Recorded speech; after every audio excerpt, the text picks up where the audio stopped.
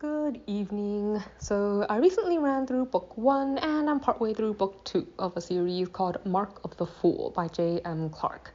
The main character, Alex, was born in a country called Tameland, which has a really long-standing history with this dark lord demon type figure called the Ravener. Like, every couple of generations, the Ravener is reborn and starts to cause problems for everyone. Like, it creates dungeons that spawn monsters that attack people and start changing the terrain in weird ways, and generally creates like a great many disasters for the people who live there. But at the same time, whenever the Ravener is reborn, like the god of their country chooses 5 heroes who are supposed to fight and defeat him. And each of these heroes has like a specific role, and you know who is going to be in this group because a mark appears on their body corresponding to the role that they're supposed to play. So you have like the typical ones, like the chosen, who is like the leader of the group and good at everything, and then people who specialize in different areas, like the mage and the warrior and stuff like that. Like, the mark gives them abilities that correspond to the positions that they're supposed to hold. But the last member of the group is called the Fool, and his role is a lot less well understood. Like, the priests insist that he is an important member of the party and that he's key in their eventual success, but history appears to say something a little bit different. Like, generally, the group can win even if the Fool gets killed early on in their adventures, and when things go wrong, like if you look at past generations of the Fool, like, they're often one who dies or disappears or like sometimes even betrays them. So generally speaking, people don't really consider him a terribly important hero and isn't terribly respected. I guess he don't have a really good reputation. And on top of that, his mark, even though it gives the Fool the ability to learn a lot of skills very well and very quickly, it actively interferes with their ability to participate in combat, which is a really terrible thing for a group of people who are supposed to fight monsters. So as you can imagine, when Alex discovers that he has the mark of the Fool, he's greatly dismayed, and it's for multiple reasons. Key among which is that before the mark appeared on him, he actually intended to become a wizard. Like, his parents were killed in a fire when he was younger, and he kind of sees learning magic and becoming a wizard as his way of securing a future for himself and his little sister. And even though he's like a baker's assistant and his magic is entirely self-taught, he was actually able to earn an acceptance to their world's foremost university for magic. So when he finds this mark, like, he does some serious thinking and has zero intention of being like the expendable person in a party that is supposed to fight this Ravener creature. Nor does he intend to give up on his dreams. So instead, he takes his best friend, his younger sister, their dog, and he runs away. Like, he finds a way to escape the country, avoiding the priests and stuff that are searching for him, and make his way to the university despite that.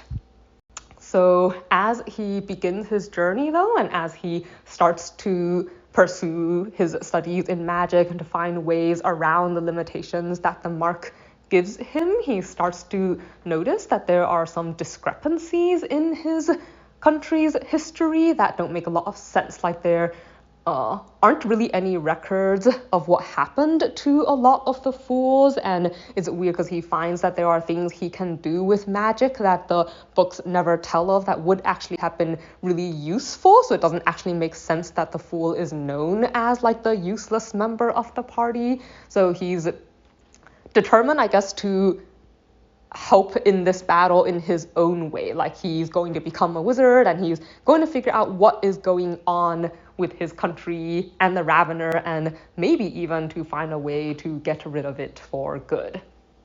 So yeah, book 1 is his focuses on the journey out of Tameland, his arrival at the university, and his the first part of his first semester. Let's see. So some things that I liked.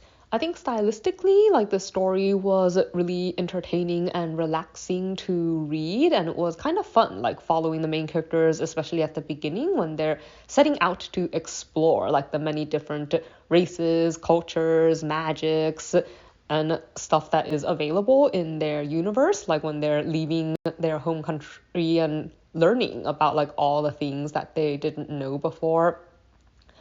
And let's see, it was also kind of an interesting choice to me that they decided to have the history with the Ravener be a catastrophe that affects only their home country instead of something worldwide. I think there's kind of pros and cons to that approach. Like the upside is that it means the story doesn't really get particularly grim, because even though in one country life is suddenly really terrible, there's a lot of other countries where this is still just something happening far away.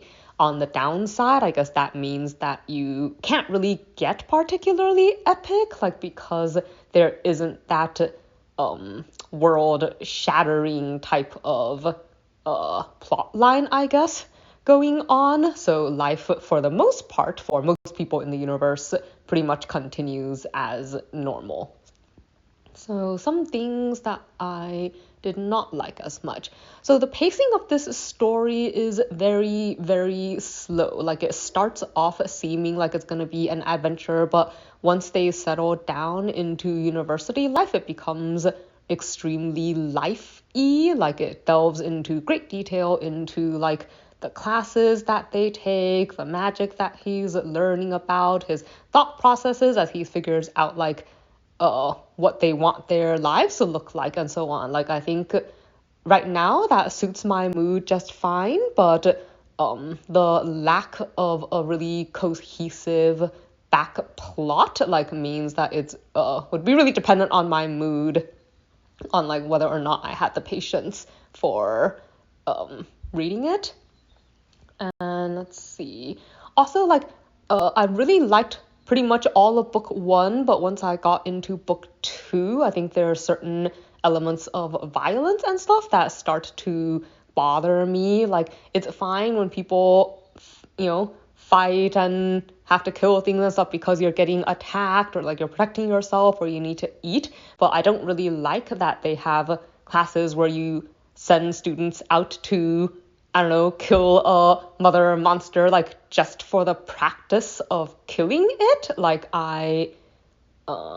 those events and like sometimes I guess things that come across to me as needless cruelty, like start to decrease how much I'm enjoying the characters and the setup.